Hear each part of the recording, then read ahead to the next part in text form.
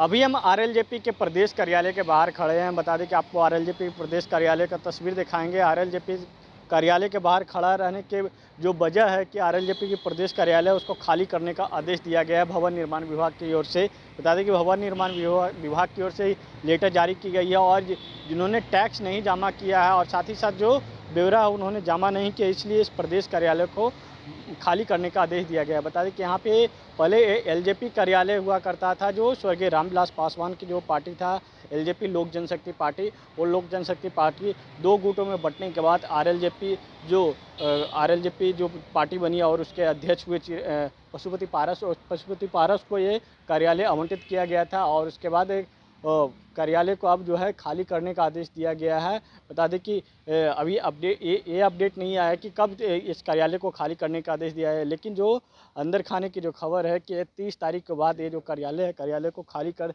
दिया जाएगा। बता दें कि इधर जो है स्वर्गीय रामचंद्र पासवान स्मृति भवन बनाया गया, जो उनके जो भाई थे स्वर्गीय रामविलास पासवान के, वो दलित सेना के अध्यक्ष भी हुआ करते थे। वो इधर उनकी कार्यालय बनाया गया था, उनकी स्मृति भी यहाँ पे है। और उसके साथ साथ आपको हम एक तस्वीर दिखाएंगे जहाँ पे स्वर्गीय रामविलास पासवान की स्मृति बनाई गई है इस साइड में आपको। उसके साथ साथ अगर जो कही जाए तो पशुपति पारस जो केंद्रीय मंत्री जब बने, उसके बाद जब बिहार आए और बिहार में जब उनका कहीं रुकाव होता था तो यहीं रुकते थे। और इस कार्यालय की अगर बात कर ली जाए तो स्वर्गीय रामविलास पासवान जब भी दिल्ली से आते थे तो यहीं रुकते थे अपने सारे परिवार के साथ। जब उनका पटना में घर नहीं हुआ करता था तो उनका जब घर हुआ पटना में, जब एसके पुरी में बोरिंग रोड में, उसके बाद जो अपने घर पे रुकने लगे। ऐसे में जो है अब इस कार्यालय किसको आवंटित किया जाएगा, यह तो आने वाला समय बताएगा कि इस कार्यालय क्या चिराग पासवान को दिया जाएगा, जो चिराग पासवान केंद्रीय मंत्री बन गए हैं। और उस समय चिराग पासवान की बात कर ली जाए तो उस समय चिराग पासवान इस कार्यालय को लेकर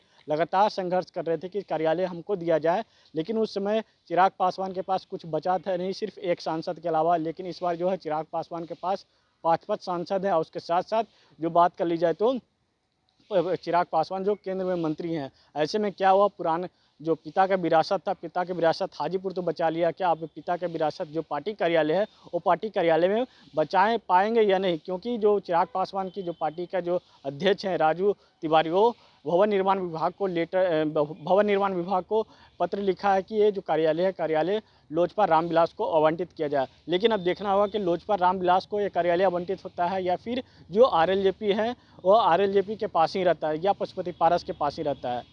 सहयोगी सह शिक्षक विवेक रंजन, न्यूज बस को पटना। एमिटी यूनिवर्सिटी का पटना और रांची कैंपस पिछले कई सालों से लगातार शिक्षा के क्षेत्र में अनमैच्ड एक्सीलेंस प्रदान कर रही है। यूनिवर्सिटी रिसर्च और इनोवेशन और के कल्चर को बढ़ावा देती है और यही कारण है कि यहाँ के शिक्षकों और छात्रों ने मिलकर अब तक 1000 से ज्यादा रिसर्च पेपर और 100 से ज्यादा पेटेंट फाइल किए हैं। 26 से अधिक पेटेंट पब्लिश्ड हुए हैं और 3 पेटेंट ग्रांट भी हो चुके हैं।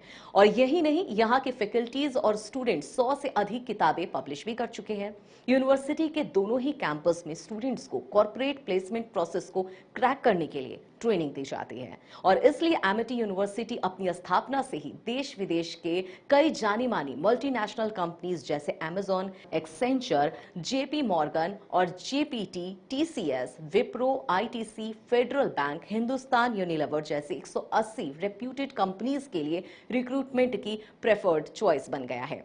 यही वजह है कि आयुष कुमार को जेपीटी कंपनी लिमिटेड में 24 लाख, जान निशार अख्तर को अमेजॉन से 30 लाख और देव नरूला को ह्यूमन होल्डिंग कंपनी लिमिटेड से 44 लाख 50 हजार का पैकेज मिला है। वहीं सुमन गुप्ता को पालो ऑल्टो में मिले 47 लाख के हाईएस्ट पैकेजेस से यूनिवर्सिटी ने बिहार और झारखंड में एक नया रिकॉर्ड कायम किया है।